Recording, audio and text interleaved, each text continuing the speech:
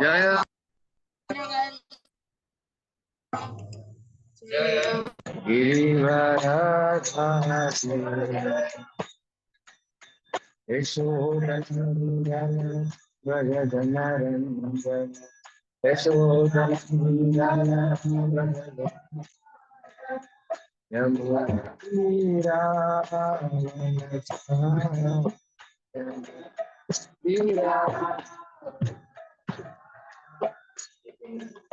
Radha Madhava Jaya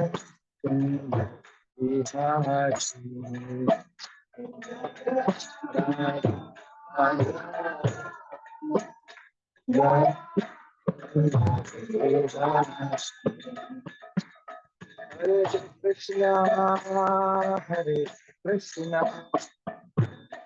Krishna Hare Hare, Hare Rama, Hare Rama, Rama Rama, Hare Hare, Krishna, Hare Krishna, Krishna Hare Rama,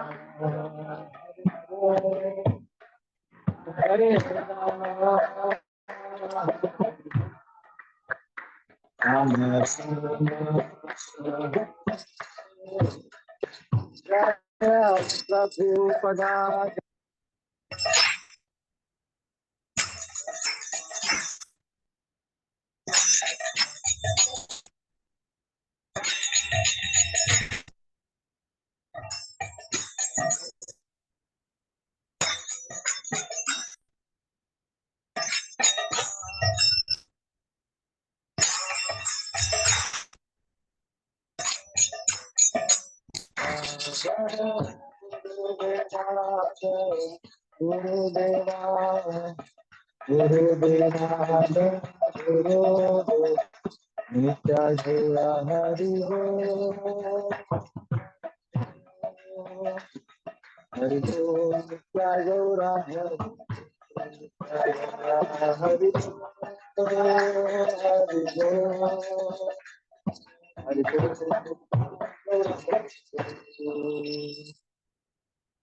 हरदाम संगीत की एवं भागवतम की जय.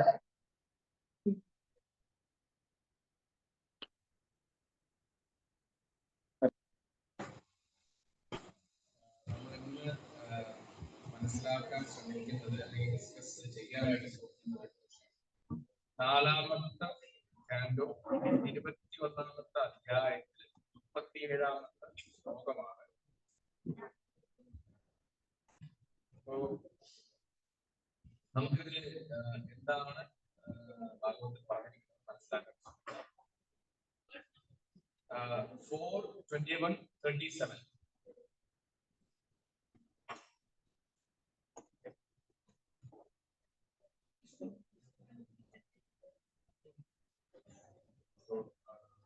ഗുരുമഹാരാജിന്റെ ഒരു class അതുപോലെ കേൾക്കുന്ന നോട്ട്സ് എഴുതി അതാണ് പറയാനായിട്ട് ശ്രമിക്കുന്നത്. എന്തെങ്കിലും തെറ്റുണ്ടെങ്കിൽ ക്ഷമിക്കുക, എന്തെങ്കിലും തെറ്റുണ്ടെങ്കിൽ ക്ഷമിക്കുക.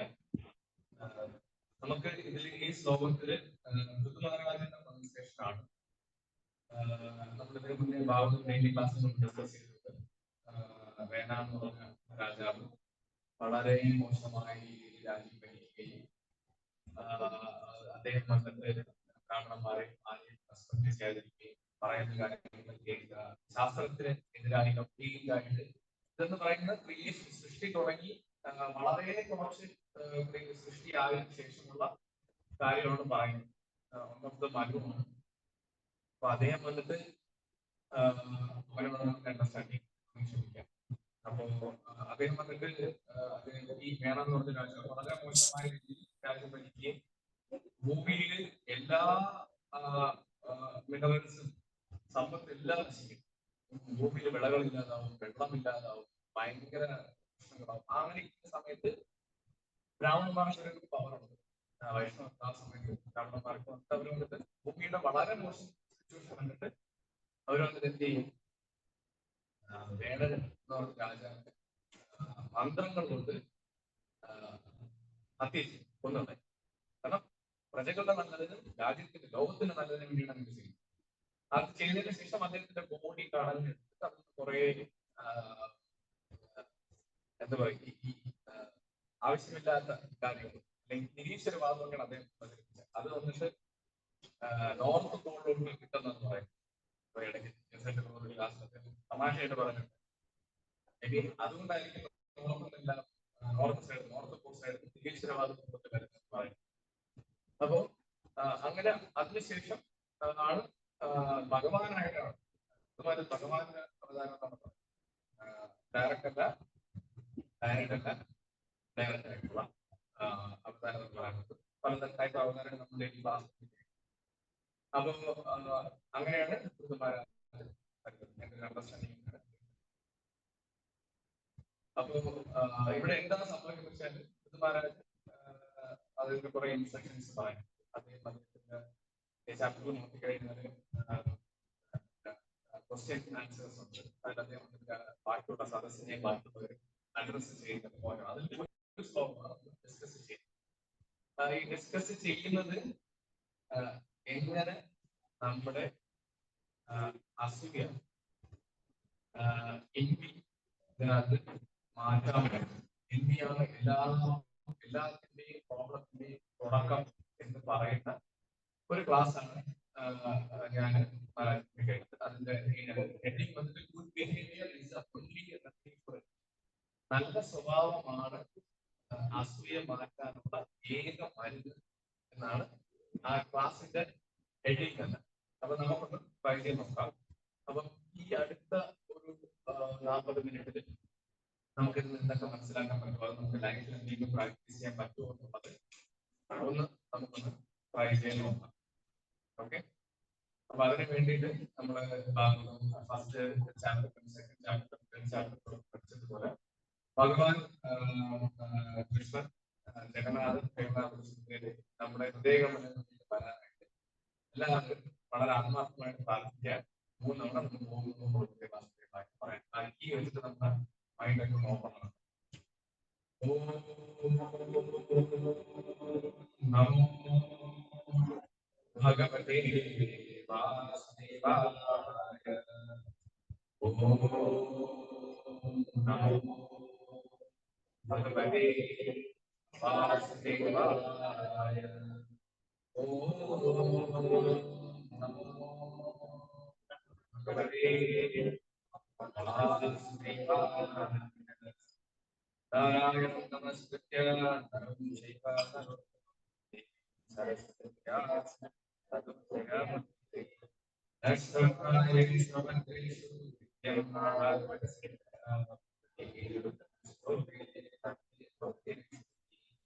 മുഖം കരോമി വാചാലം കണ്ഠേ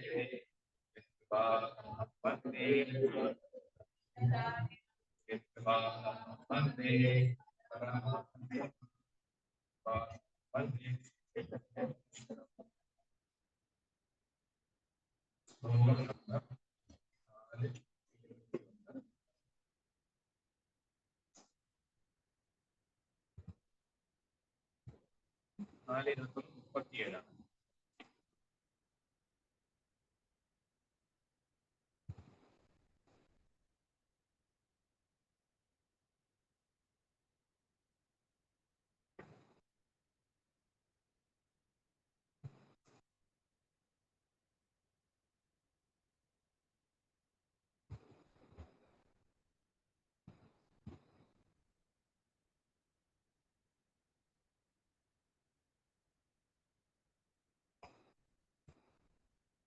റിപ്പീറ്റ് ചെയ്യാൻ നോക്കുക.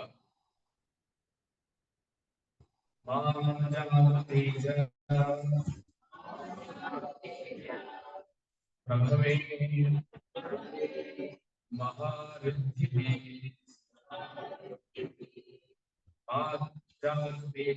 ഭഗവേ महारथिः विदेक्षया तापसा विद्यया च विदेक्षया तापसा विद्यया च विदेक्षया तापसा विद्यया च विदेक्षया तापसा विद्यया च तापसा विद्यया च दीप्यमाने अजिता देवतानां कुले स्वयं राजकुलात् विजानां माजान्ते च प्रभवे महारिद्धिः माजान्ते च प्रभवे महारिद्धिः विदेक्षया तापसा विद्यया च विदेक्षया तापसा विद्यया च दीप्यमाने अजितदेवतानां दीप्यमाने अजितदेवतानां दीप्यमाने अजितदेवतानां कुले स्वयं राजकुलात् विजानां कुले स्वयं राजकुलात् विजानां माजान्ते च प्रभवे महारिद्धिः माजान्ते च प्रभवे महारिद्धिः विदेक्षया तापसा विद्यया च विद्यया च दीप्यमाने अजितदेवतानां कुले स्वयं राजकुलात् विजानां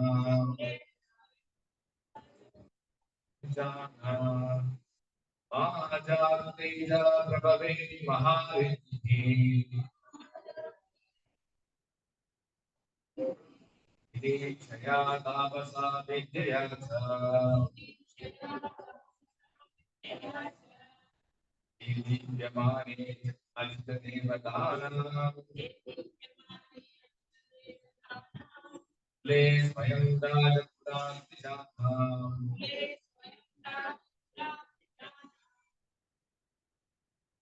വായിക്കുന്നോ അതോ ഞാൻ വായിക്കില്ല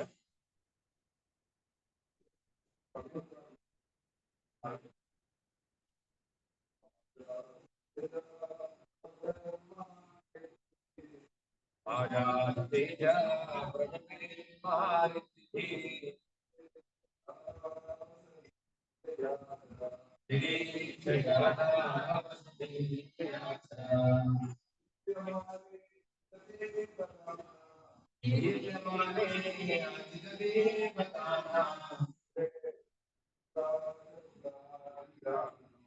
कुले स्वयं राजकुलात् विजानां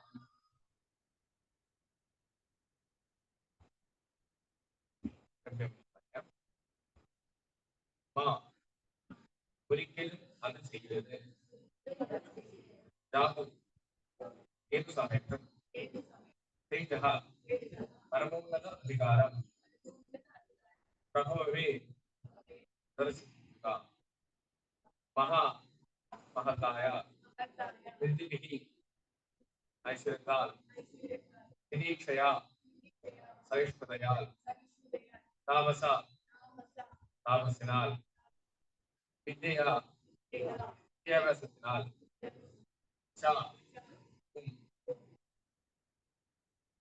ദീപ്യമാനെ മുമ്പേ തന്നെ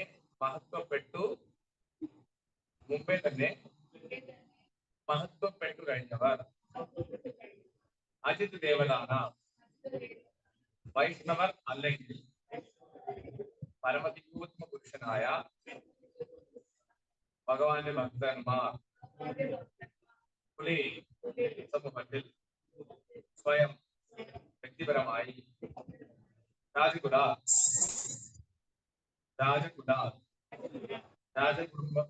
രാജകുടുംബത്തേക്കാൾ മഹത്വമുള്ള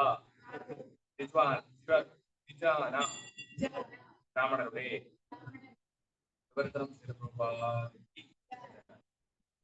ഞാൻ വായിക്കാം.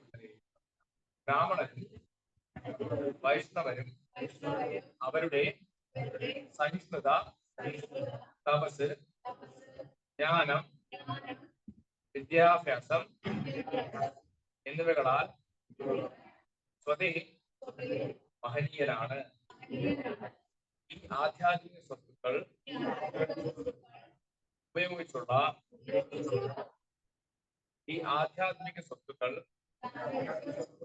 ഉപയോഗിച്ചുള്ള കർമ്മങ്ങളാൽ വൈഷ്ണവർ രാജകീയരെക്കാൾ ശ്രേഷ്ഠരാണ്. ആയതിനാൽ രാജകീയാജ്ഞകളുടെ പരാക്രമം ഈ രണ്ട് വിഭാഗങ്ങൾക്കും മുന്നിലും പ്രകടിപ്പിക്കരുതെന്നും അവരോട് അപരാധം ചെയ്യരുതെന്നും ഉപദേശിക്കപ്പെട്ടിരിക്കുന്നു.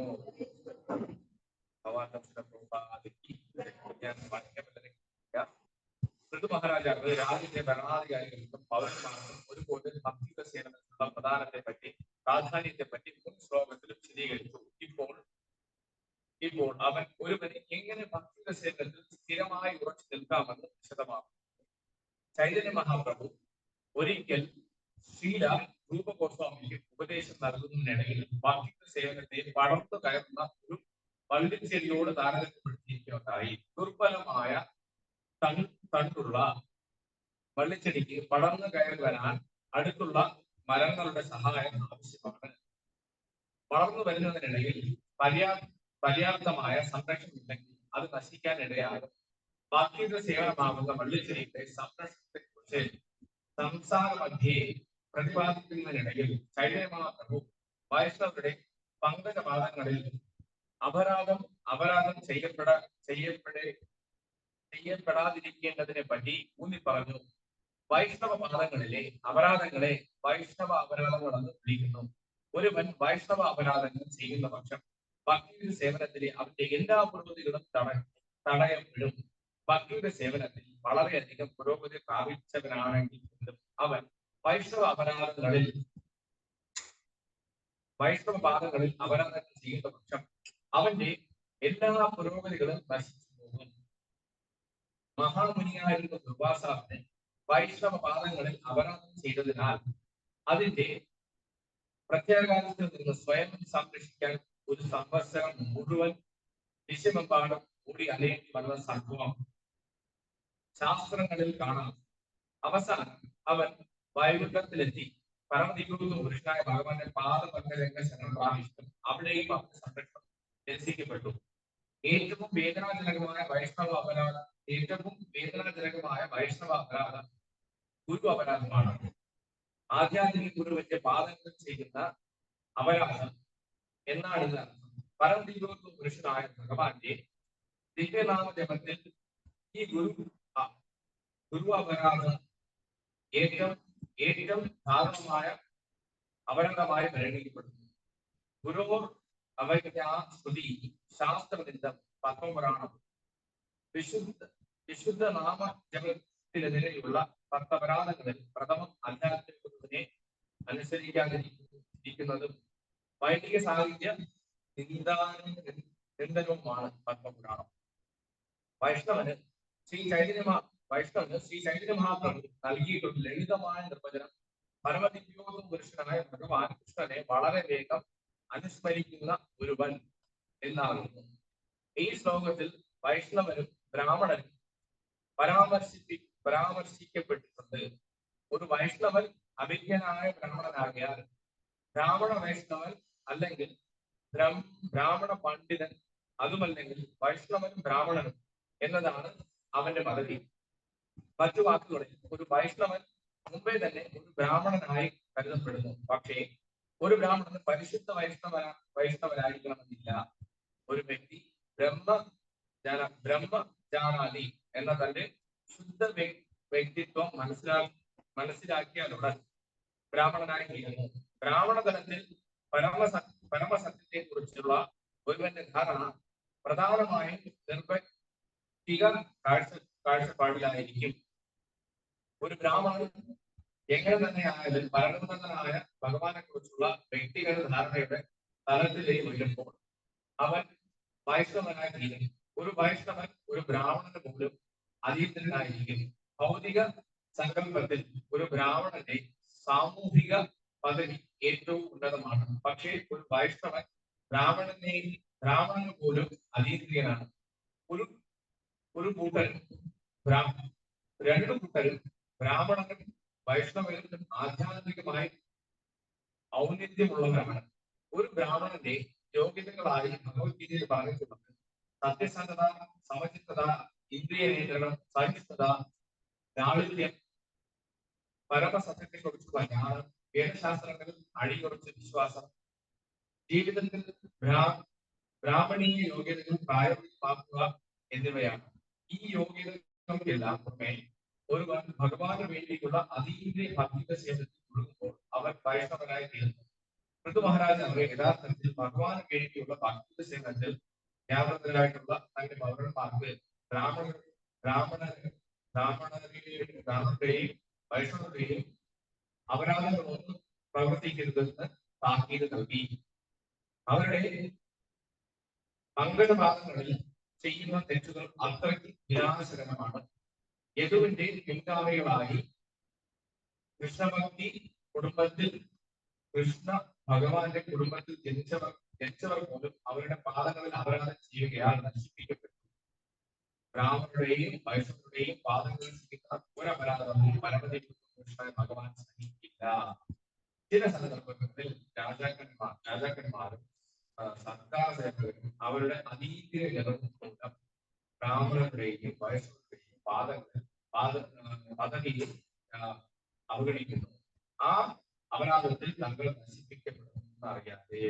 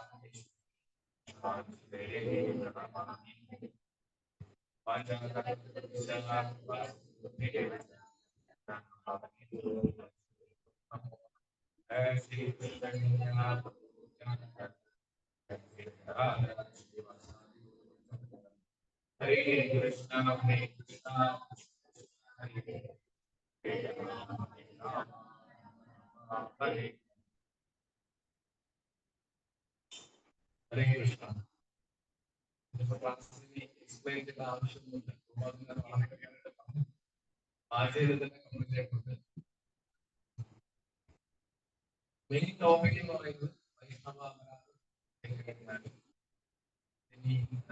പിന്നെ ആരായാലും എത്ര സീരിയസ് ആയിട്ടുള്ള ഭക്തരായാലും വൈഷ്ണവ അപരാധം ചെയ്തു കഴിഞ്ഞാൽ നമുക്ക് അതിനെപ്പറ്റി ചിന്തിക്കണം. നമ്മുടെ ഏത് ലെവലിലാണ് നിൽക്കുന്നത്, എത്ര മോശമായിട്ടുള്ള ലെവലിൽ പോകാൻ പറ്റുമോ അത്രയും മോശമായിട്ടുള്ള നമ്മുടെ താഴ്ന്നു പോകും. വളരെ ക്ലിയർ ആയിട്ട് പറയേണ്ട എക്സാമ്പിൾ ആയിട്ട് പറഞ്ഞിട്ടുള്ളത്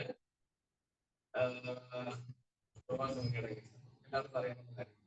ഇവിടെ കുർബാന കുറച്ചുകൂടി ക്ലിയർ ആയിട്ട് പറഞ്ഞാൽ കുർബാന അദ്ദേഹത്തിന് പാതകത്തിൽ അപരാധം ചെയ്തിട്ട് നമുക്കറിയാം. അദ്ദേഹം ഓരോ ദൈവന്മാരായിട്ട് പോയി അവസാനം വൈകിട്ട് അദ്ദേഹം അവസാനം വരേണ്ടി വന്നു. ആ ടൈം പീരീഡ് എന്ന് പറയുന്നത് ഒരു വർഷം അദ്ദേഹം ഓടി എന്ന് പറയുന്നത്. ഓടി എന്ന് വെച്ച് കഴിഞ്ഞാൽ സാധാരണ രീതിയിലല്ല ഓടിയത്. നമുക്ക് ഈ ഭയങ്കര ചൂട് നമ്മൾ തൊട്ടടുത്ത് തീ കൊണ്ട് നമ്മൾ കൈകൾ മാറ്റില്ലേ, അതുപോലെ ഓടിയത്. പക്ഷെ നമുക്ക് ചൂട് അത്രയും ഉണ്ടായിരുന്നു. നമ്മള് ഇങ്ങനെ ഓടത്തില്ല, അതായിരുന്നു അവസ്ഥ. അപ്പോ അത് ദുർവാസനയാണ്. ദുർവാസനയെ കാണിച്ച് ഭഗവാനെ കാണുന്നവരാണ്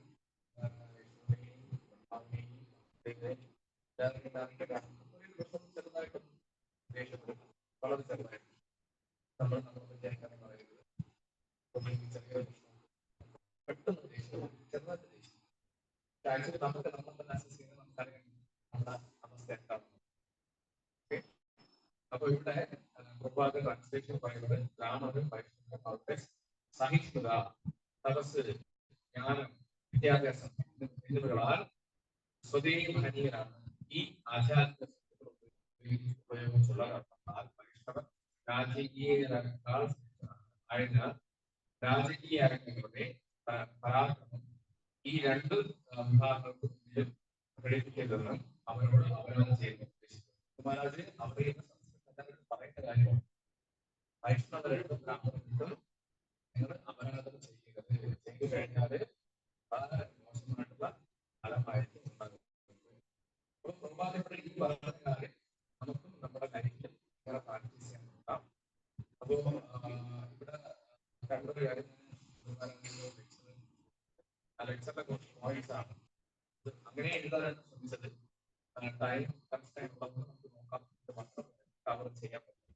ക്ലാസ് സ്റ്റാർട്ട് ചെയ്യുമ്പോൾ ഞാൻ പറയുന്നത് ഭാഗവതത്തില് എല്ലാ ശ്ലോകത്തിലും ഒരു വാക്കുണ്ടായിരിക്കും.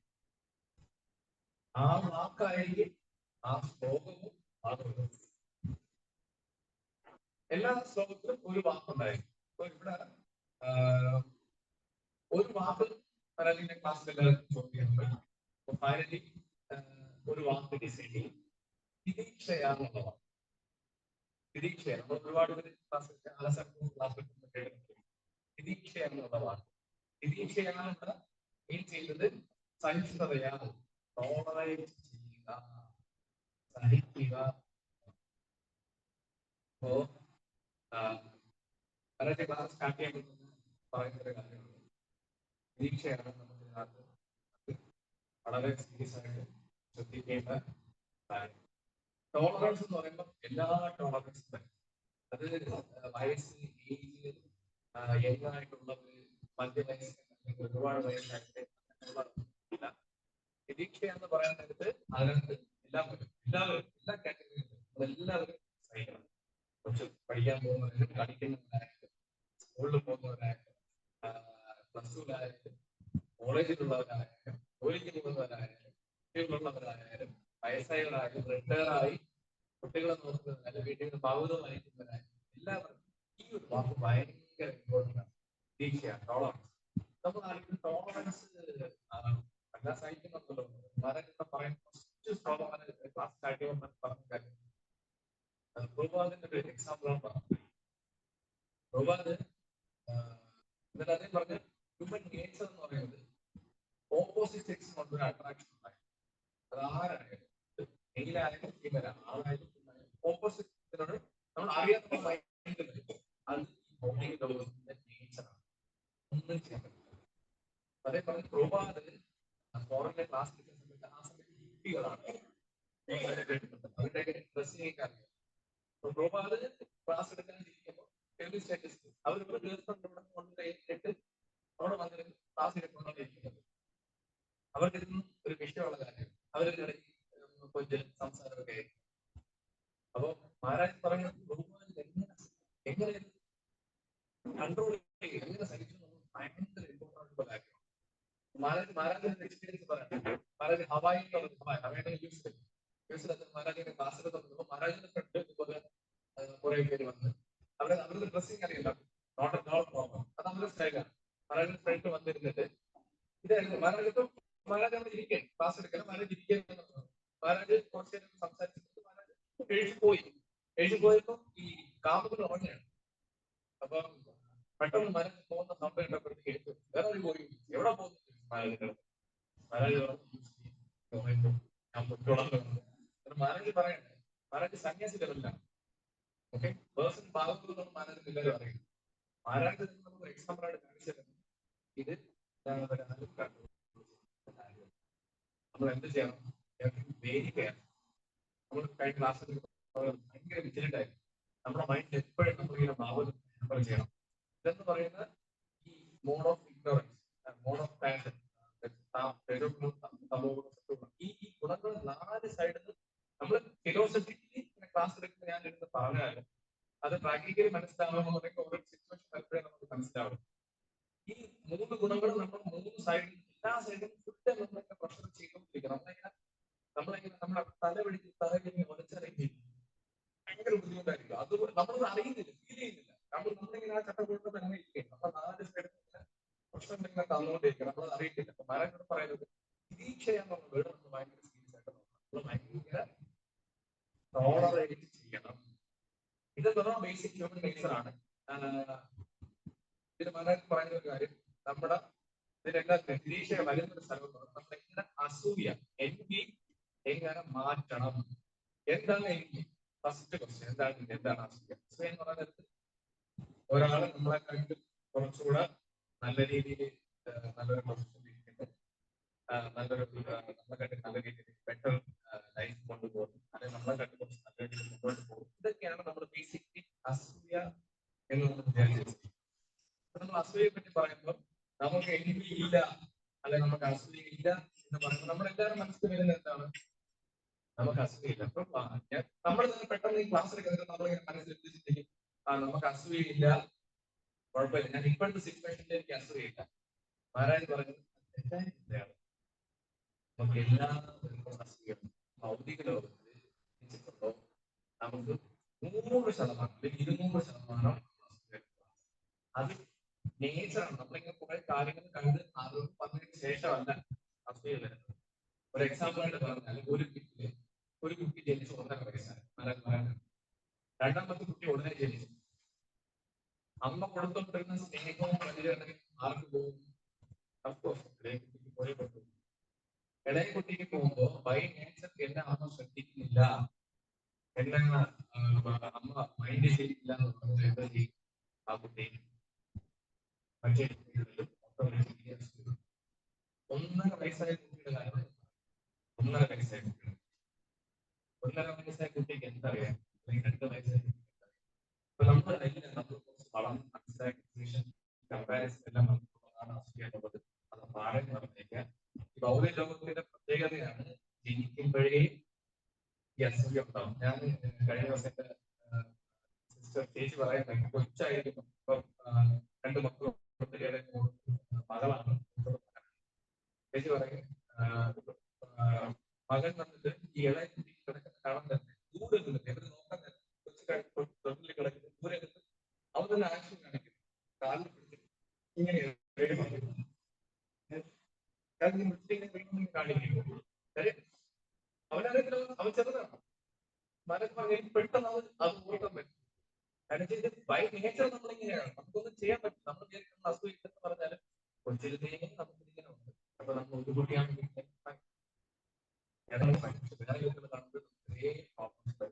കൊച്ചിരുന്നെങ്കിൽ നമുക്ക് ഇങ്ങനെ മൈൻഡ് ഇങ്ങനെ ഉള്ളത് കൊണ്ട് ഇത് മാറ്റുന്നത് ഭയങ്കര പാടാണ്.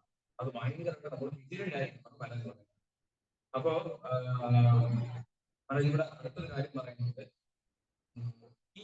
ഈ സ്വഭാവത്തിനെ നമുക്ക് സസ്റ്റെയിൻ ചെയ്യാൻ പറ്റില്ല. സസ്റ്റെയിൻ ചെയ്യാൻ നമുക്ക് ജീവിക്കാതിരിക്കാൻ പറ്റത്തില്ല എന്ന് പറയുന്നത്. ഇത് ഭയങ്കര കെയർഫുൾ ആയിരിക്കും നമ്മൾ പറയുന്നത്. പിന്നെ ഇവിടെ എപ്പോഴാണ് അസൂയ തുടങ്ങുന്നത്? ഇതാണ് ക്വസ്റ്റ്യൻ. എപ്പോ തുടങ്ങുന്നത് വെച്ച് കഴിഞ്ഞാൽ എപ്പോഴാണോ നമ്മുടെ സെൻസ് ഗ്രാറ്റിഫിക്കേഷൻ, അതായത് സെൻസ് ഗ്രാറ്റിഫിക്കേഷൻ പറയുന്നത് നമ്മുടെ ഇന്ദ്രിയ സംതൃപ്തി, അത് നമ്മുടെ നമ്മുടെ ഭക്ഷണം കഴിക്കുന്നത്, ഭക്ഷണം കഴിക്കാൻ ടേസ്റ്റ് വേണ്ടിയിട്ടാണ്. ഭഗവാൻ നിവേദിച്ച ഭക്ഷണം പ്രസാദം കഴിച്ചാൽ ആ സെൻസ് ഗ്രാറ്റിഫിക്കേഷൻ ആവും. പക്ഷേ ഭഗവാനെ നിവേദിച്ച പ്രസാദത്തിൽ ഗുലാബ് ജാമുൻ ഉണ്ട്, 2 ഗുലാബ് ജാമുൻ കിട്ടണം, കുറച്ച് പ്രസാദം ഉണ്ടെങ്കിൽ കുറച്ച് കൂടുതൽ പ്രസാദം കിട്ടണം, അളവിലധികം ഇൻടേക്ക് നമ്മൾ എത്രത്തോളം അകത്തോട്ട് എടുക്കുന്നത് കൂടുമോ അതനുസരിച്ച് സെൻസ് ഗ്രാറ്റിഫിക്കേഷൻ കൂടുന്നു. അത് സെൻസ് ഗ്രാറ്റിഫിക്കേഷൻ എന്ന് പറയുന്നത്. നമ്മൾ കൂടുതൽ ഭക്ഷണം കഴിക്കണം. പ്രഭാത് പറഞ്ഞിട്ടുണ്ട്, അഖണ്ഡ ഭോജൻ അഖണ്ഡ ഫലം. അതായത് 20 പ്രസാദം കഴിഞ്ഞിട്ട് തീർത്ഥം ചെയ്യണമെന്ന് പ്രഭാത് പറഞ്ഞിട്ടുണ്ട്. പക്ഷെ അതാണ് നമ്മൾ ചെയ്യുന്നത്. അതിന് ഒരു ടൂളാക്കി നമ്മൾ എടുക്കാതിരിക്കുന്നു. അപ്പോ ഇവിടെ പറഞ്ഞത് എപ്പോഴാണ് നമ്മൾ സെൻസ് ഗ്രാറ്റിഫിക്കേഷൻ, അത് പല ടൈപ്പ് ഓഫ് സെൻസ് ഗ്രാറ്റിഫിക്കേഷൻ ഉണ്ട്. നമുക്ക് എല്ലാവരും അറിയാം. ഈ പറയുന്ന ഞാൻ ഉൾപ്പെടെ നമ്മളെല്ലാം ഒരേ ലെവലിലാണ് പരാജയത്തെ ക്ലാസ്സിലാണ് പറയുന്നത്. നമ്മളെല്ലാവരും ഒരേ തോണിയിൽ സഞ്ചരിക്കുന്ന, സഫർ ചെയ്യുന്ന, കഷ്ടപ്പെടുന്ന ആത്മാക്കളാണ്. ഓക്കെ, അപ്പൊ നമ്മൾ ഇവിടെ ശ്രദ്ധിക്കേണ്ട കാര്യം, നമ്മള് ഈ സെൻസ് ഗ്രാറ്റിഫിക്കേഷൻ ഇതിനകത്ത് വരുന്നത് എപ്പോഴാണോ സെൻസ് ഗ്രാറ്റിഫിക്കേഷൻ നമുക്ക് നിൽക്കുന്നത്, എപ്പോഴാണോ സെൻസ് ഗ്രാറ്റിഫിക്കേഷൻ തീരുന്നത്, അപ്പോഴാണ് നമുക്ക് അസുഖം. ഓക്കെ, നമുക്കൊരു കാര്യം കിട്ടുന്നില്ല എന്ന് പറഞ്ഞാൽ പെട്ടെന്ന് അസുഖം. നമുക്കൊരു കാര്യം നല്ല രീതിയിൽ നമ്മൾ മുന്നോട്ട് പോയിക്കൊണ്ടിരുന്നത് വേറെ ആരെങ്കിലും നമ്മളെ കണ്ടു മുന്നോട്ട് പോകുന്നത് കണ്ടു കഴിഞ്ഞാൽ നല്ല ഒരു ബേസ് കാർ പോകും, അല്ലെങ്കിൽ നീണ്ടു ഓടി കാർ നമ്മൾ എന്ത് പറയും, ആഹാ മനോഹരം. ഇതാണ് സിമ്പിളായിട്ട് പറഞ്ഞത്. ഇതിനെങ്ങനെ ഇത് പറയുന്നത് വളരെ പ്രോപ്പറായിരിക്കും. നമ്മൾ വിചാരിക്കുന്ന പോലെ നമ്മൾ നടന്നു പോകും നല്ലൊരു തോട്ട് നല്ലൊരു നമ്മൾ മനസ്സിലാക്കും. ഇവിടെ വീടൊക്കെ നല്ലൊരു വീട് ആരാണ് പറയുന്നത്, ഗ്രാഫിക്സ് നമ്മുടെ നാട്ടിൽ പറയുന്നത് അത്യാഗ്രഹം, കുറച്ചുകൂടെ താഴോട്ട് വന്നാൽ ആഗ്രഹം എന്നൊക്കെ ഓക്കെ. ഇങ്ങനെയൊക്കെ നമ്മൾ പറയാം. സ്കൂളിൽ നല്ലൊരു പേന ഒരാൾ കൊണ്ടുവന്നു, ആ ക്ലാസ്സിലേ അതിനകത്ത് ആ പേന നമ്മൾ കാണുന്നില്ല, അത് കാണുന്നത് നമ്മൾ പറയും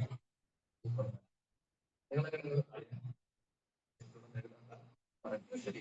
ക്ലാസ്സിൽ ഇപ്പം നമ്മളെല്ലാം കാണുന്ന ഒരു കാര്യമാണ്. ഫ്രണ്ട്സ് ഒക്കെ ആണെങ്കിൽ അതൊക്കെ നമ്മൾ പഠിക്കും. ആക്ച്വലി ഒരു തരത്തിൽ അല്ലെങ്കിൽ എനിക്ക് എന്നൊക്കെ പറയാം, നമ്മൾ പോലും അറിയാതെ നമ്മുടെ ഇതിങ്ങനെ കിടക്കും. ഇതെങ്ങനെ മാറ്റാം എന്നുള്ളതാണ് കുറച്ച് കാര്യങ്ങളൊക്കെ പറയുന്നത്. അപ്പോ ഇതിന് മാറ്റാനായിട്ട് 7ാമത്തെ കാറ്റഗറിയിൽ 15ാമത്തെ കാര്യത്തില് കുറച്ച് ശ്ലോകന്മാരാണ് റഫർ ചെയ്തത്. ഞാനൊന്ന് എടുക്കാൻ നോക്കാം. 7, 15, 24.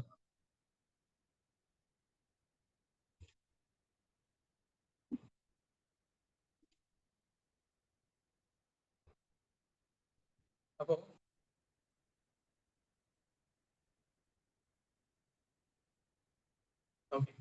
7, 14, 24 ശ്ലോകം വായിക്കുന്നില്ല. ഞാൻ വിവരതരം വായിക്കാം. ഒരുവൻ ശ്രേഷ്ഠമായ പെരുമാറ്റത്തിലൂടെയും ഈർഷ്യയിൽ നിന്നുള്ള മോചനത്തിലൂടെയും മറ്റ് ജീവസത്തക്കൾ മൂലമുണ്ടാകുന്ന ക്ലേശങ്ങളെ നിഷ്ഫലമാക്കണം. ജ്ഞാന സമാധിയിലൂടെ ക്ലേശങ്ങൾക്ക്, ഉന്നത ശക്തികളിൽ നിന്നുള്ള ക്ലേശങ്ങളെ ജ്ഞാനത്തിലൂടെ നിർവീര്യമാക്കണം. അടയോഗം, പ്രാണായാമം തുടങ്ങിയവയുടെ പരിശീലനത്തിലൂടെ ശരീരവും മനസ്സും മൂലമുണ്ടാകുന്ന ദുരിതങ്ങളെ വിഫലമാക്കണം. അതുപോലെ സത്വഗുണം വർദ്ധിക്കുന്നതിലൂടെ പ്രത്യേകിച്ചും ഭക്ഷണ കാര്യത്തിൽ ഒരുവൻ നിദ്രയെ ജയിക്കണം. പ്രവാചകനകത്ത് ഈ ശ്ലോകത്തിൽ വളരെ എടുത്തു പറയുന്ന ഒരു വേർഡ് എന്താണെന്ന് വെച്ച് കഴിഞ്ഞാല് ഫ്രീഡം ഫ്രം എനി, ഒരുവൻ ശ്രേഷ്ഠമായ പെരുമാറ്റത്തോട്. അപ്പൊ ബിഹേവിയർ, നമ്മുടെ പെരുമാറ്റം എന്നതിനകത്ത് ഫസ്റ്റ് പറയണം. ബാക്കി ക്ലിയറായിട്ട് പോകുന്ന അതിനകത്ത് പെരുമാറ്റത്തിലാണ് പറയുന്നത്. ഒരുവൻ ശ്രേഷ്ഠമായ പെരുമാറ്റത്തിലൂടെയും ഈർഷ്യയിൽ അത് എന്നിൽ നിന്ന് നമുക്ക് മോചനം നേടാം. മറ്റ് ജീവസത്തകൾ മൂലമുണ്ടാകുന്ന ക്ലേശങ്ങളെ നിഷ്ഫലമാക്കണം. നമ്മുടെ സ്വഭാവം കൊണ്ട് ബാക്കിയുള്ളവരുടെ പ്രതികരണം നമുക്കുണ്ടാകും, അതിന് മാറ്റം നമ്മൾ പറഞ്ഞിരിക്കുന്നത്. അപ്പൊ ഇത് നമുക്ക് എല്ലാവർക്കും പ്രാക്ടിക്കലി നമുക്ക് ചെയ്യാൻ പറ്റുന്ന, പ്രാക്ടീസ് ചെയ്യാൻ പറ്റുന്ന ഒരു കാര്യമാണ്. അപ്പൊ നമുക്ക് ഒരുവിധപ്പെട്ട എല്ലാവർക്കും സ്കൂളിൽ പഠിക്കുന്നവർക്കും സ്കൂളിൽ പഠിച്ചു കഴിഞ്ഞ് കോളേജിൽ പോയവർക്കും ജോലിയിൽ കയറിയവർക്കും ജോലി റിട്ടയർ ആയവർക്കും എല്ലാവർക്കും നമുക്ക് എക്സ്പീരിയൻസ് ആയിട്ടുള്ള കാര്യമാണ് മറ്റു ജീവികളിൽ നിന്നുള്ള ശല്യം, ഉപദ്രവം. അത് വിവരം ഉണ്ടാകുന്നത് അസൂയ കൊണ്ടാണ്. നമ്മൾ പരാതി പറയും, നമ്മൾ ഒരാൾക്ക് ദേഷ്യപ്പെടുന്നു എന്നുണ്ടെങ്കിൽ അതിനർത്ഥം നമുക്ക് അസൂയ ഉണ്ട്. ഒരു തരം അവര് തെറ്റ് കാണിച്ചാലും നമ്മൾ അതിനെ എങ്ങനെ കവർ ചെയ്യുന്നവർക്ക് പരാതി പറഞ്ഞത് ഫ്രീഡം ഫ്രം എനി, നമ്മളെ സ്വഭാവം നല്ല രീതിയിലാക്കണം പറയുന്നത്. അങ്ങനെ അല്ലെന്നുണ്ടെങ്കിൽ നമ്മൾ ഈ നിരീക്ഷ നമ്മൾ സഹിക്കാൻ നമ്മൾ റെഡി ആയില്ല എന്നുണ്ടെങ്കിൽ നമ്മുടെ ലൈഫില് ഓരോ സ്റ്റെപ്പും നമ്മൾ മരിക്കുന്നത്, നമ്മുടെ ഈ ബോഡിയുടെ ആത്മാവ് പോകുന്ന ആ ലാസ്റ്റ് നിമിഷം വരെ നമുക്ക് പ്രോബ്ലങ്ങൾ ഇങ്ങനെ ഉണ്ടായിക്കൊണ്ടേയിരിക്കും. അത് മാറാനായിട്ട് പോകുന്നില്ല. അപ്പൊ നമ്മൾ ഇതിനകത്ത് എന്താണ് ചെയ്യേണ്ടത്? നമ്മൾ ഇതിന് പ്രതികാരം ചെയ്യാൻ പോകരുത്, റിവെഞ്ചിന് പോകരുത് എന്നാണ് പറയാൻ പറയുന്നത്. പറയാൻ നമ്മളെ പഠിപ്പിച്ച ഒരു ഫേമസ് കോട്ടുള്ള പറയാൻ പഠിപ്പിച്ചത്, no counter action is the best counter action. നമ്മൾ നമുക്ക് ഇനി എന്ത് ബുദ്ധിമുട്ടായിരിക്കും നമ്മൾ അതിനനുസരിച്ച് റിയാക്ട് ചെയ്യാൻ പാടില്ല. ഇത് പറയാൻ വളരെ ഈസിയാണ്, പ്രാവർത്തികമാക്കണമെങ്കിൽ വളരെ ബുദ്ധിമുട്ടാണ്. അത് മഹാരാജ് പറയുന്ന ശ്ലോകങ്ങളാണ്. ഈ ശ്ലോകങ്ങൾ നമ്മൾ എന്ത് ചെയ്യണം? ദേഷ്യപ്പെടുത്തുന്നത് എന്ത് പറഞ്ഞു?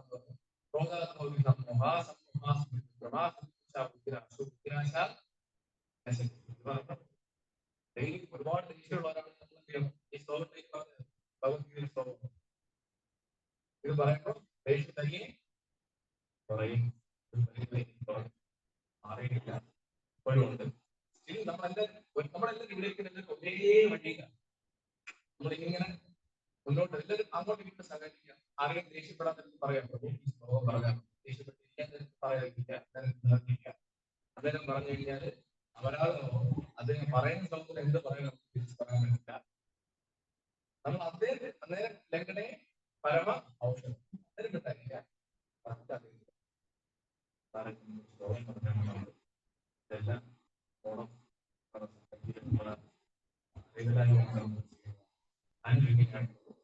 നമുക്ക് ഒരുമിച്ച് മുന്നോട്ട് പോവാം. ശ്ലോകം വായിക്കാം. പറയണം,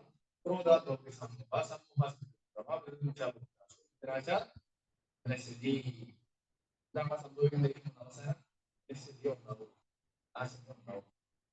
ഓക്കെ, അപ്പോ പറയുന്നത് വേർഡാണ് ഈ പ്രോസസ്സിന് പറയാം. ഈ ഒരു പ്രശ്നം വന്നു കഴിഞ്ഞാൽ അത് തിരിച്ച് പറയാൻ രാംബാൻ എന്ന് പറയുന്നത്, രാമബാൻ എന്ന് പറയുന്നത്. ഇതെന്ന് പറഞ്ഞ മഹാരാജ് പറഞ്ഞത്, നമ്മൾ ഒരാളുടെ അടുത്ത് വളരെ നല്ല രീതിയിൽ ചെയ്യുക, നമ്മൾ നല്ല ആളുടെ അഭിനയിക്കുക നല്ലതാണ്. അത് ഗ്യാരണ്ടി ആ പ്രോസസ്സിൽ നമ്മള് മഹാരാജ് പറഞ്ഞ ജീവിത പാടില്ല, നമ്മൾ അഭിനയിച്ച് ചെയ്യാൻ പാടില്ലെന്നാണ് മഹാരാജ് പറഞ്ഞിരിക്കുന്നത്. നല്ല ട്രൈ ചെയ്യാം. ഒരാൾ നമ്മളെ ശല്യപ്പെടുത്തിക്കൊണ്ടേയിരിക്കാം. അല്ലെങ്കിൽ ആരും ആയിക്കൊണ്ടേ നമ്മൾ അവരുടെ എന്ത് ചെയ്യണം? നല്ല രീതിയിൽ ചെയ്യണം. നമ്മളൊരു ആചാര്യന്റെ കഥ കിട്ടും, നല്ല രീതിയിൽ പറയുന്നത് നല്ല രീതിയിൽ ചെയ്താൽ ഒരു ടൈം ചെയ്ത് വരുമ്പോൾ അദ്ദേഹത്തിന് എന്ത് വിചാരിക്കും? ഞാൻ എത്ര ഉപദ്രവിച്ചത് അയാളെ നല്ല രീതിയിൽ ബിഹേവ് ചെയ്യും. പിന്നെ ഞാൻ എന്തിനാണ് ഈ ഉപദ്രവിക്കാൻ പോകുന്നത്? ഫോർ എക്സാമ്പിൾ പറയുന്നത്, ഒരു ഭക്തൻ, അദ്ദേഹത്തിന്റെ പേര് ഒരു ആചാര്യനാണ്, അദ്ദേഹത്തിന്റെ പേര് ഞാൻ മറന്നുപോയി. അദ്ദേഹം വന്നിട്ട് ദിവസവും സ്നാനം ചെയ്ത് വരുമ്പോൾ മുസ്ലിം രാജാക്കളൊക്കെ അദ്ദേഹത്തിന്റെ പറഞ്ഞു കുളിച്ചിട്ട് കയറി ഗായത്രി മന്ത്രം ഒന്നും ഇല്ലാതെ തൊഴുതൊക്കെ തിരിച്ചു വരും, വീണ്ടും കുളിക്കും, തിരിച്ചെടുക്കും. ഒരു മണിക്കൂർ നിന്ന് കുളിക്കും. ഒരു ദിവസം പുള്ളിക്ക് രാവിലെ ഒരു 4-5 ഇരിക്കണം, ആചാര്യൻ തുപ്പുക, കുളിച്ച് വരെ വെയിറ്റ് ചെയ്തിട്ട് വീണ്ടും തുപ്പുക. ഓക്കെ, കാരണം അവർ പവർഫുൾ ആണ്, അവർക്ക് വിശ്വാസം. അപ്പൊ ആചാര്യൻ എന്താണ്? പരമഭക്തനാണ്. അദ്ദേഹം ഒക്കെ തൊഴിൽ ഒരു ദിവസമായി, 2 ദിവസമായി, 3 ദിവസമായി, 4 ദിവസമായി, 30 ദിവസമായി പെട്ടെന്ന് തീർന്നു. ഇപ്പൊ തൊണ്ട വെള്ളത്തിൽ വെള്ളം കുടിക്കാൻ പോകുന്ന കുറേ തവണയായി, വർഷങ്ങളായി, ആഴ്ചകളായി. പുള്ളി കുറെ കഴിഞ്ഞപ്പോൾ ഈ രാമബാണം നോ കൗണ്ടർ ആക്ടിന്റെ അത് എന്ത് ചെയ്യുന്ന വെച്ച് കഴിഞ്ഞാല് ചോദിച്ചു, ഞാൻ എത്ര വർഷം ദേഷ്യം എന്നെ 2 പൊട്ടിച്ചെല്ലുന്നു. അദ്ദേഹം പറഞ്ഞു, എനിക്ക് അതോ ഉണ്ടായിരുന്നു, ഇങ്ങനെ 1000 തവണ സ്നാനം ചെയ്യാൻ ചെയ്യുന്നു. ഇതാണ് നമ്മൾ ആരെങ്കിലും കുപ്പിക്കഴിഞ്ഞാല് ആദ്യം കുപ്പിയാണോ കെങ്കലുകൾ അരിക്കുന്നത്. നമ്മളെ ഈ പഴിയിലൊന്നും ആളെ തൊടാതെ നമ്മൾ എത്ര പൊക്കി എറിയാൻ പറ്റുമെന്നറിയും. കാരണം ഒഴുകി പോകണം, തിരിച്ചറിയാൻ പാടില്ല, സ്വാഭാവികമായിട്ട്. പക്ഷെ ആചാര്യം വരെ നമ്മളെ പഠിപ്പിച്ചു തരുന്നത് അതെങ്ങനെ പ്രാക്ടീസ് ചെയ്യണം. അപ്പൊ ഇന്ന് നമ്മുടെ ക്ലാസ്സിൽ പഠിച്ചൊരു കാര്യം, no counter action is the best counter action. തിരിച്ച് ഉപദ്രവിക്കാതിരിക്കാനായിട്ട് നോക്കുക. പാടാണ്, ഭയങ്കര പാടാണ്. ഇന്ന് എല്ലാവരും ചെറുതാനായിട്ട് പ്രാർത്ഥിക്കാം, എന്തെങ്കിലും സിറ്റുവേഷൻ നമ്മുടെ ഫ്രണ്ടിൽ ഇങ്ങനെ ഉണ്ടായി കഴിഞ്ഞാൽ തിരിച്ച് റിയാക്ട് ചെയ്യാതിരിക്കാനായിട്ട് ഭഗവാൻ ഓർമ്മ തരട്ടെ, ആ ചിത്രം ആ ബുദ്ധി ഭഗവാൻ തരട്ടെ പ്രാർത്ഥിക്കാം. ഓക്കെ, അപ്പൊ ഇതെല്ലാവരും ഒന്ന് മനസ്സിൽ വെച്ചിരിക്കാം. അടുത്ത ശ്ലോകം പറയുന്നത് 25 25 വന്നിട്ട് വിവരണ പറയുന്ന ഒരുവൻ സത്വഗുണം വളർത്തി രജസ് തമോ ഗുണങ്ങളെ കീഴടക്കണം. അനന്തരം സത്വഗുണത്തിൽ നിന്നും വിരക്തനായി ശുദ്ധ സത്വത്തിന്റെ തലത്തിലേക്ക് വരണം. ഭക്തിയോടും വിശ്വാസത്തോടും ആധ്യാത്മിക സേവനത്തിൽ വ്യാപൃതരാകുന്ന പക്ഷം ഇവയെല്ലാം സ്വാഭാവികമായി നിർവഹിക്കപ്പെടും. പ്രകൃതിയുടെ ത്രിഗുണങ്ങളുടെ സ്വാധീനത്തെ ഇപ്രകാരവും ഒരുവൻ കീഴടക്കാൻ സാധിക്കും. വളരെ ഇമ്പോർട്ടൻ്റ് ആയിട്ടുള്ള മാറാൻ പറഞ്ഞിരിക്കുന്നത് സ്പിരിച്വൽ മാസ്റ്റർ പറയുന്നത്. ആരാണ് സ്പിരിച്വൽ മാസ്റ്റർ? ആരാണ് സ്പിരിച്വൽ മാസ്റ്റർ? ആരാണ് ഗുരു? നമ്മൾ ആദ്യം ചിന്തിക്കും ഗുരു എന്ന് പറയുമ്പോൾ ഒരു വ്യക്തി പരമ്പരയിലെ ആള് നമുക്ക് ഭഗവാനെ പറയുന്നത്. അതിനു മുന്നേ ഭഗവാനാണ് ഗുരു. വസുദേവസുതം ദേവം കംസചാരം ദേവകീ പരമാനന്ദം കൃഷ്ണം വന്ദേ ജഗദ്ഗുരു. അപ്പൊ ആരാണ് ജഗദ്ഗുരു? ഭഗവാനാണ് ജഗദ്ഗുരുവിന്റെ വെക്കേണ്ട ആവശ്യമില്ല. ഓക്കെ, ഇപ്പൊ നമ്മൾ കുറെ സിറ്റുവേഷൻസ് പല സ്ഥലത്ത് മഹാരാജ് എന്ന് പറയുന്നത് ജഗദ്ഗുരു എന്ന് പറഞ്ഞ ഭഗവാനാണ്. എപ്പോഴും നമ്മുടെ ഭഗവാൻ നമ്മുടെ വേണ്ടെന്ന് വെച്ചാലും ഭഗവാൻ അത് മാറാനായിട്ട് പോകുന്നില്ല. അപ്പോ നമുക്ക് ഗുരു നമ്മൾ ഇനിഷ്യേറ്റഡ് അല്ല, ഗുരുവിന്റെ ശിഷ്യത്വം സ്വീകരിച്ചിട്ടില്ല. നമുക്ക് ആര് ഗുരുവായിട്ടുണ്ട്? ജഗദ്ഗുരുവായിട്ട് ഭഗവാൻ നമ്മുടെ മുന്നിലുണ്ട്. ഭഗവാനെ സാറ്റിസ്ഫൈ ചെയ്യുന്ന കാര്യങ്ങൾ ചെയ്യുക. ഇപ്പൊ ഈവൻ നമ്മുടെ ഗുരുവിന്റെ ശിഷ്യത്വം സ്വീകരിച്ചു. മഹാരാജ് പറഞ്ഞ ഈവൻ ഗുരു ഇസ് പ്രസന്റ്. ഒരു ഗുരു നമ്മുടെ അടുത്ത് ഉണ്ടെങ്കിലും നമ്മളെ ലൈഫിൽ തുടക്കം മുതൽ അവസാനം വരെയും ഗുരു ഉണ്ടെങ്കിലും നമ്മൾ ഏരിയകളാണ് ജഗദ്ഗുരുവായിട്ടുള്ള ഭഗവാൻ. അപ്പൊ അത് നമ്മൾ മനസ്സിലാക്കണം. ചൈത്യ ഗുരുവായിട്ട് നമ്മൾ ഭഗവാൻ നമ്മുടെ ചൈത്യഗുരുവിനെ നമ്മൾ മനസ്സിലാക്കണം എന്നാണ് പറയുന്നത്. അതുപോലെ സ്പിരിച്വൽ മാസ്റ്റർ നമ്മുടെ ഗുരു ഗുരുവും ഭഗവാനും തമ്മിൽ യാതൊരു വ്യത്യാസമില്ല. അത് വളരെ ക്ലിയറായിട്ട് പറയാം. ഇതൊരു ടെസ്റ്റ് എന്നാണ് പറയുന്നത്. ലൈഫ് ഫുൾ ടെസ്റ്റ് ആണ്. മഹാരാജ് പറയുന്നത് ഗുരുക്കന്മാർക്ക് ടെസ്റ്റ് ഉണ്ടെന്നാണ് മഹാരാജ് പറയുന്നത്. എന്താണ് ടെസ്റ്റ്? ആസിഡ് ടെസ്റ്റ് എന്ന് പറയുന്നത്. ഗോൾഡ് ആണോ ഇല്ലെന്ന് എങ്ങനെയാണ് ഒരു ഗുരു തന്റെ ശിഷ്യന്മാരെ ആളുകളെ ഭഗവാനിലേക്ക് പറഞ്ഞിരിക്കുകയാണ്. ഭഗവാനെ പറ്റിയാണ് പറയുന്നത്. ഭഗവാൻ അടുത്തേക്ക് പറഞ്ഞിട്ടുണ്ട്. അതേ ഭഗവാനെ പറ്റി അല്ല പറയുന്നത്, വേറെ കാര്യങ്ങളാണ് പറയുന്നത്. നമ്മുടെ ശിക്ഷാർത്ഥമായിട്ട് അങ്ങനെയാണെങ്കിൽ എന്ത് ചെയ്യണമെന്ന് പലരും പറയുന്നത്. ഭഗവാനെ പറ്റി അല്ലല്ലോ പറയുന്നത്, വേറെ എന്ത് പറയുന്നത്, ഇങ്ങനെയല്ലല്ലോ ശാസ്ത്രത്തിൽ പറയുന്നത് എന്ന് പറയാൻ പോകണ്ട. ഭഗവാനെ പറ്റി പറയുന്നത് അക്സെപ്റ്റ് ചെയ്യുക, സൈലന്റായിട്ട് തുടരുന്നത്. എല്ലാ സമയത്തും ഗുരുവാണ് കറക്റ്റ്. നമ്മുടെ പ്രോബ്ലംസ് അത് മനസ്സിലാക്കുന്നത് വളരെ സ്ട്രിക്റ്റ് ആയിട്ട് പറയുന്നത്. പ്രഭാതിന്റെ കാരണം പ്രഭാത് വന്ന് നമുക്ക് പറഞ്ഞത് നമുക്കറിയുന്നത് നമ്മളെല്ലാം നമ്മൾ ആലോചിച്ച് നോക്കിയത് ബാക്കിയുള്ള ആളുകളെ പോലെ യമനിയമം ബ്രേക്ക് ചെയ്യും. എന്തൊക്കെ പാപം ചെയ്യാൻ പറ്റുമോ കോടിക്കണക്കിന് നന്ദി നമുക്ക് പറയണം. നന്ദി പറഞ്ഞാൽ ഈക്വലാകുന്നത് പ്രഭാതം ഈക്വലാകുന്നത്. അതുപോലെ ഗുരുവിന്റെ കാര്യം പറഞ്ഞാൽ പല സമ്പ്രദായം ഒരാളിന്റെ ലൈഫ് ടൈം ഒരിക്കലായിരിക്കും ആ സമ്പ്രദായത്തിൽ ഗ്രാമത്തിൽ കുറച്ച് ഇൻസ്ട്രക്ഷൻസ് അദ്ദേഹത്തിന്റെ ഫോട്ടോ കൊടുക്കും, മന്ത്രങ്ങൾ പറഞ്ഞു. പിന്നെ ആ ആള് മരിക്കുന്ന ആ സമയത്ത് പല പരമ്പരകളും ഒരുപാട് സൗകര്യങ്ങളായി വളർന്നൊക്കെയാണ്. അപ്പോഴത്തേക്കും വളരെ ലക്ഷറി ലൈഫായി. അപ്പോൾ ഈ വരുന്ന യങ് ജനറേഷൻ തുടങ്ങി ഇങ്ങനെയാണ് തുടങ്ങിയപ്പോൾ പല കാര്യങ്ങളും അവിടെ തെറ്റി തുടങ്ങി. കാര്യങ്ങളൊക്കെ വീട്ടിൽ ഒരുപാട്. അതുകൊണ്ടാണ് നമ്മുടെ സമ്പ്രദായം വളരെ സ്ട്രിക്റ്റ് ആയിട്ട് പേഴ്സൺ ടു പേഴ്സൺ കണക്ട് ഗുരു ശിഷ്യൻ തമ്മിലുള്ള പേഴ്സണൽ വ്യക്തിപരമായ സംസ്ഥാനവും ഇങ്ങനെയുള്ള കാര്യങ്ങളെല്ലാം പ്രൊവൈഡ് അങ്ങനെയാണ് ഇതിനകത്ത് ഇൻസ്ട്രക്ട് ചെയ്തിട്ടുള്ളത്. നരസിംഹയുടെ ഒരു പദ്യം കൂടെ പറയുന്നുണ്ട്.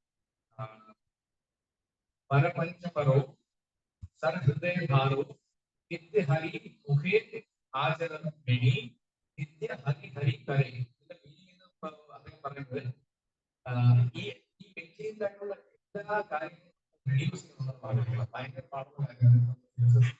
നമ്മൾ തന്നെ അറിയാതെ പല പല അതെല്ലാം നമ്മൾ റെഡ്യൂസ് ചെയ്യണം, അത് കുറയ്ക്കണം. നമുക്ക് ആവശ്യമുള്ള കാര്യം മാത്രം എടുക്കുക, ബാക്കി നമ്മൾ തന്നെ നമ്മൾ അസസ് ചെയ്ത് പതുക്കെ അത് മാറ്റാനായിട്ട് നോക്കുക. എന്നിട്ട് please accept the essence in your heart. നമ്മുടെ ഹാർട്ടിനെ നമ്മളെല്ലാവരും നമ്മളെ അസസ് ചെയ്ത് ഹൃദയത്തിനുള്ള എസൻസ് നോക്കുക. എന്താണ് എസൻസ് എന്ന് വെച്ച് കഴിഞ്ഞാൽ ആ സാർ എന്താണെന്ന് വെച്ച് കഴിഞ്ഞാല് ആരാണ് പറഞ്ഞിരിക്കുന്നത്? ഹരി ഹരി കരേ ഭഗവാൻ. Don't try to escape from your responsibility. നമ്മുടെ സമയത്ത് നിന്ന് നമ്മള് ഓടി രക്ഷപ്പെടാതിരിക്കാനായിട്ട് നോക്കാം. അങ്ങനെ ഓടി രക്ഷപ്പെടുകയാണെങ്കിൽ ആ ഓടി രക്ഷപ്പെടുന്നതിന് envy എന്നുള്ള ഫോമിൽ ഭഗവാൻ വരുമെന്നാണ് പറയുന്നത്. envy അസുഖം എന്നുള്ള ഫോമിൽ വരും. അതുകൊണ്ട് നമ്മൾ എന്താണ് പഠിക്കുക എന്നുള്ളതാണ് നമ്മൾ 100% ജോലിയാണെന്നുണ്ടെങ്കിൽ ആ ഓഫീസിൽ നമ്മൾ ബെസ്റ്റ് ആയിട്ട് വരാൻ ബാക്കി ഭഗവാൻ റിസൾട്ട് ഭഗവാൻ കിട്ടി. പരീക്ഷയ്ക്ക് പ്രിപ്പയർ ചെയ്യണമെന്ന് അത്രയും പ്രിപ്പയർ ചെയ്യാം. ബെസ്റ്റ് ആയിട്ട് പഠിക്കുക, എഴുതുക, റിസൾട്ട് ഭഗവാൻ കിട്ടി. പറഞ്ഞാൽ ചെറുതായിട്ട് വരും, പക്ഷെ അത് ഭഗവാൻ കിട്ടി. ഈ ഭാഗം പഠിക്കുന്നതിന്റെ ഗുണമാണ്. നമ്മളപ്പോ എന്താ അറിയില്ല, എനിക്കൂടെ ഓർമ്മപ്പെടുത്തലാണ് പ്രോബ്ലംസ് ഉണ്ടാവും. ഓഫീസ് ഞാൻ പറഞ്ഞില്ല, വിളിച്ചുകൊണ്ടിരിക്കുന്നു. ഭാഗവതത്തിലുള്ള സമയം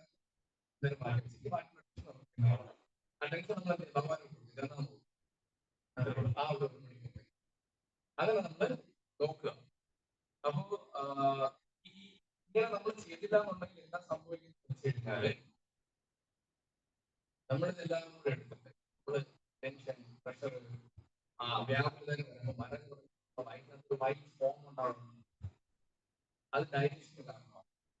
അത് ഡൈജസ്റ്റിന് കാരണം വരുന്നത് ബാക്കിയുള്ള എല്ലാ അതെന്ന് പറഞ്ഞാൽ 5 ലിറ്റർ രക്തം വന്നിട്ട് ഹൃദയത്തിലേക്ക് പോകുന്നു. അതുപോലെ കൈ കാലുകളിലും എല്ലാ സ്ഥലത്തും അതുപോലെ പമ്പ് ചെയ്യണം.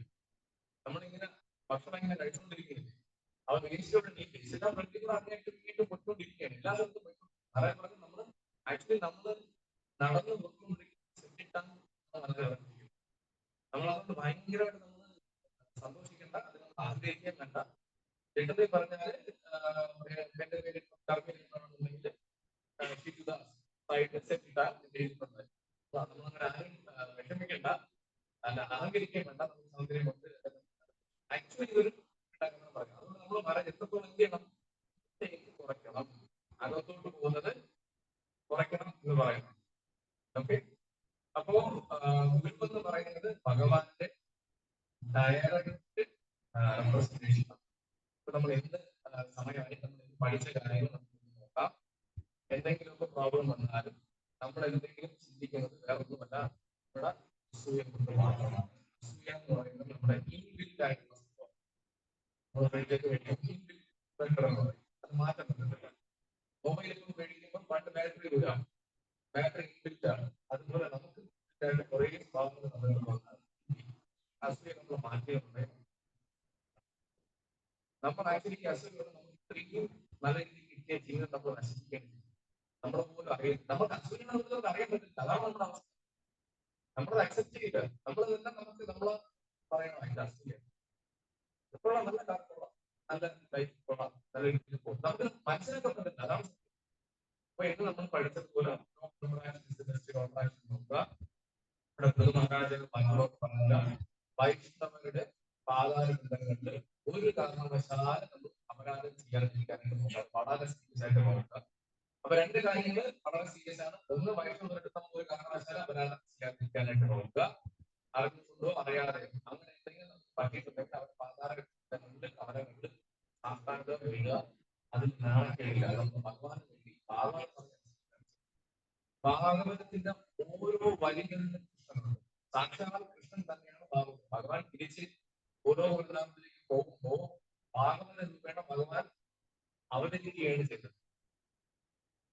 ഓക്കെ, ഇതാണ് സംഭവം.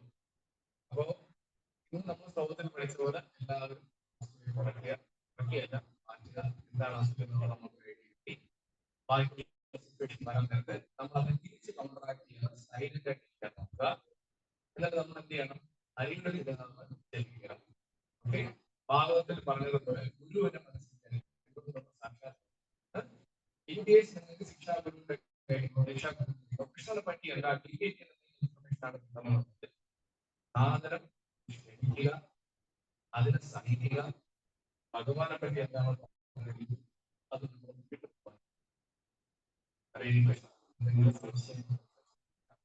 എനിക്ക് അറിയാവുന്നതാണെങ്കിൽ ഭക്തന്മാരുമായിട്ട് ഹരേ കൃഷ്ണ.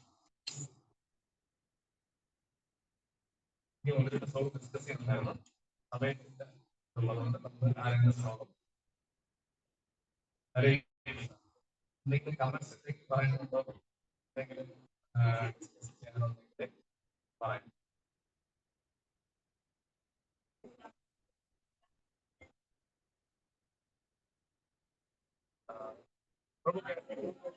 പാണ്ഡവരും കൗരവരും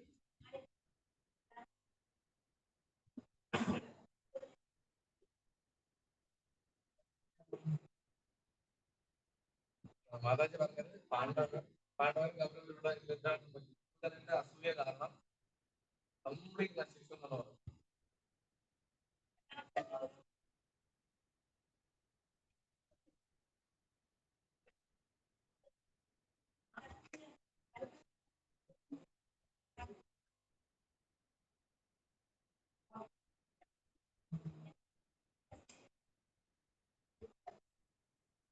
ഒരു ആത്മീയ ഗുരുവിന്റെ ശിക്ഷണത്തിൽ പോകണം. പോയില്ലെങ്കിലാണ് ഇങ്ങനെയുള്ള പ്രോബ്ലം വരുന്നത്. Hare Krishna.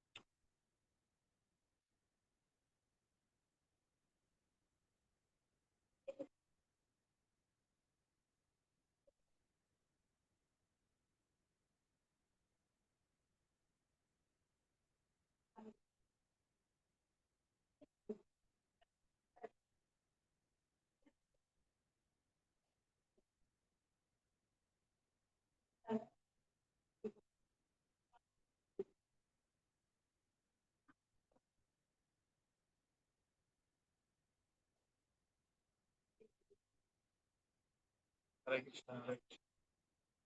Thank U.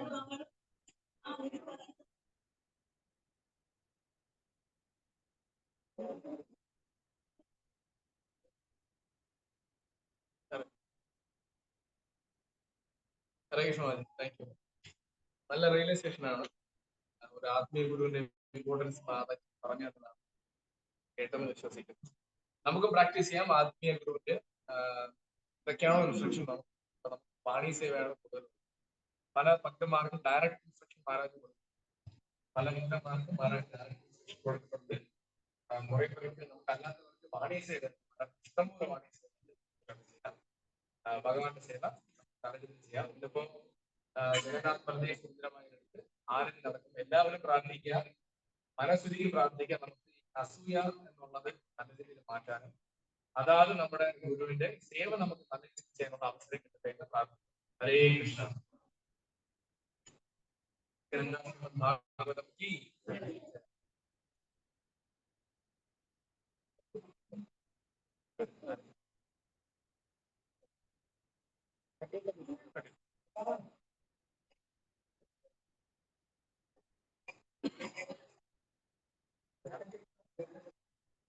Okay.